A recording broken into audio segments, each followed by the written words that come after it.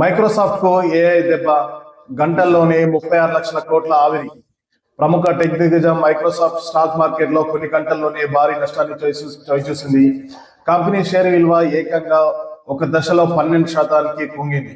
దాంతో సంస్థ విలువలో $400 బిలియన్ సంపద ఆవిరైంది. భారతీయ కరెన్సీలో మొత్తం 36 లక్షల కోట్ల రూపాయలు ఒక గంటలోనే ఆవిరైపోయింది. స్టాక్ మార్కెట్ చరిత్రలోనే ఒక్క రోజులో ఇంత పతన స్థాయి కావడం ఇది రెండోది.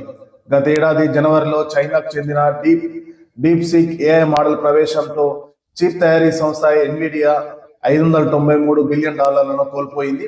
2020 మార్చి తర్వాత మైక్రోసాఫ్ట్ ఈ స్థాయిలో నష్టాలను చవి చూడడం ఇదే తొలిసారి. 1986లో ఈ టెక్ సంస్థ ఐపీఓకు వచ్చిన తర్వాత ఈ స్థాయి నష్టాలను చవి చూడడం చాలా తక్కువ.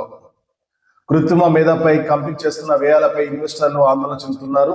కృత్రిమ మేధ, కొత్త సాంకేతికపై చేస్తున్న ఖర్చులపై ఇప్పటికే భారీగా చర్చ నడుస్తుంది.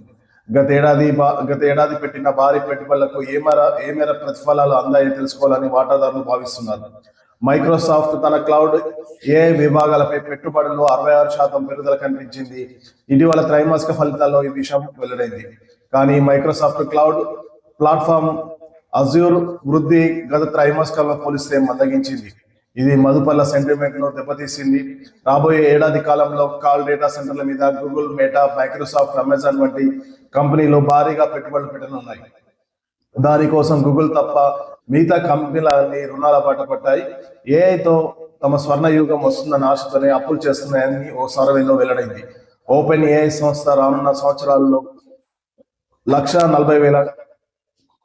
$1.4 లాక్స్ క్రోర్స్ పెట్టుబడి అవసరమవుతాయని అంచనా వేస్తున్నారు.